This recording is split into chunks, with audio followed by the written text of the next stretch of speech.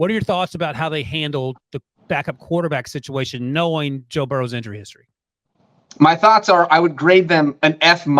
Look, they have made so many smart personnel decisions over the past few years, whether it's in the draft, whether it's signing free agents like Trey Hendrickson. I mean, just so many smart decisions. And for this one gaping hole, to leave that as your one dumb decision blows my mind, especially with how things played out with Burrow in the offseason. I mean, we're talking about he injured that calf on July 27th and did not practice for a full month. And when you have a starting quarterback who is not practicing for a full month, you have to go out and you have to look for a backup quarterback and say, all right, well, what if Joe Burrow's not ready to play? Or what if Joe Burrow can't play till week 2? Because they had no idea if he was going to be ready for week 1 on August 1st.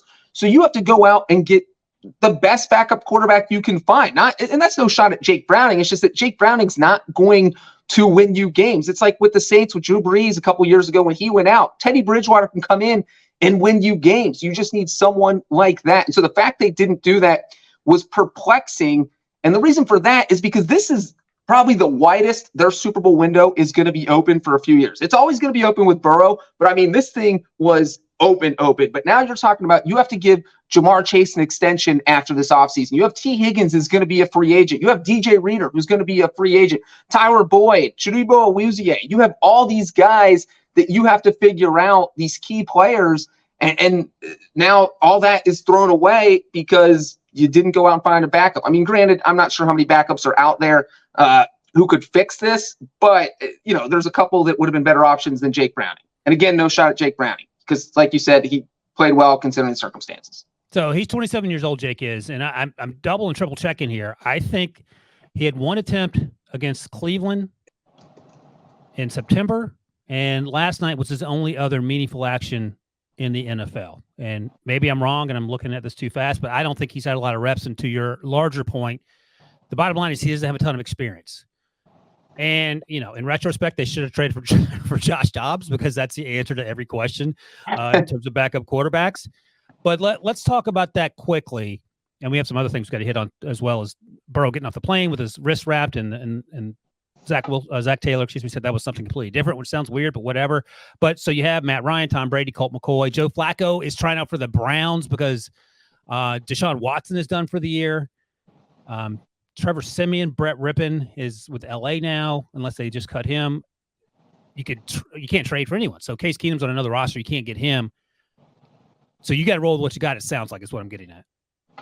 Yeah, I mean, unless you can convince the Panthers to cut Andy Dalton or the Titans to cut Ryan Tannehill, you can't make a trade, obviously, because the trade deadline's passed. So, I don't know how much the NFL frowns upon backdoor shenanigans, like convincing a team to cut another quarterback. But you said it, not a lot of great options. Maybe you convinced Phillip Rivers to come out of retirement. The 49ers were going to call him to start the Super Bowl last year if they had won the NFC title game. That was something Kyle Shanahan said. And then you had – yeah, he said that during the offseason. That Rivers was the guy he had in mind at halftime when he was told that Purdy was basically done. He's like, they were I think they were down one.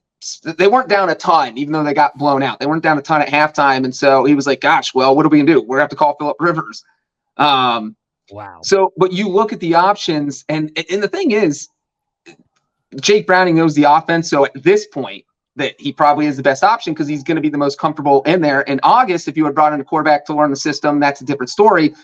And guys like Joe Flacco and Nick Foles are interesting just because in this offense, those guys will get crushed behind the offensive line. They'll get sacked too many times. Even the police here are sad for Burrow. You can hear the sirens in the background. I'm not sure. But someone like Flacco and Foles, you know what their best trait is? They can still throw the deep ball super accurately. You got to give them time to throw. And the Bengals, Jamar Chase, T. Higgins, they have receivers that can bring down those balls. So maybe you bring in one of those two guys for a workout. I'm not saying you sign them, just see what they could do. But yeah, at this point in the season, the best bet probably is Jake Browning. Josh Jewell in the comments asked Chad Henne. I'm not sure he would want to. I think of all the scenarios, like a Matt Ryan, for example, who works with us at CBS, hasn't ruled out coming back. This would be best case scenario. But again, we're heading into, or this week 11 is actually underway.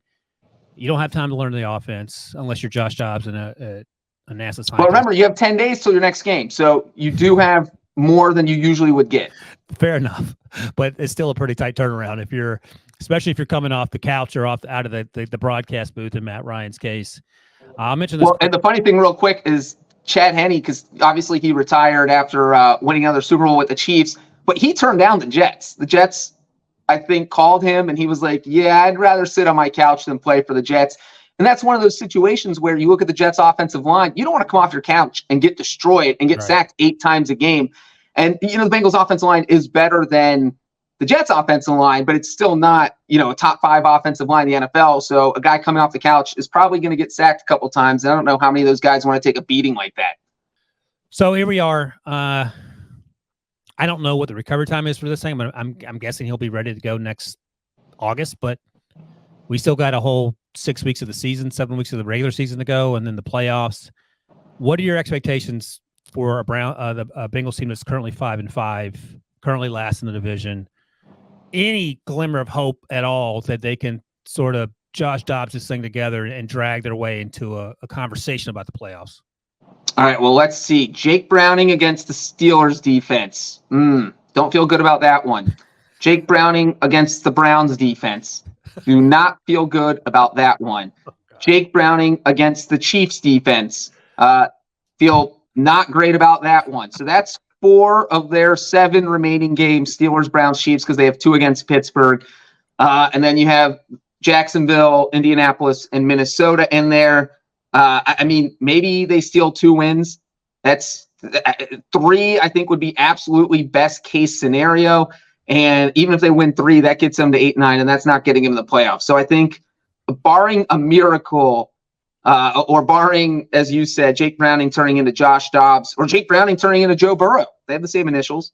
I don't see how they make the playoffs.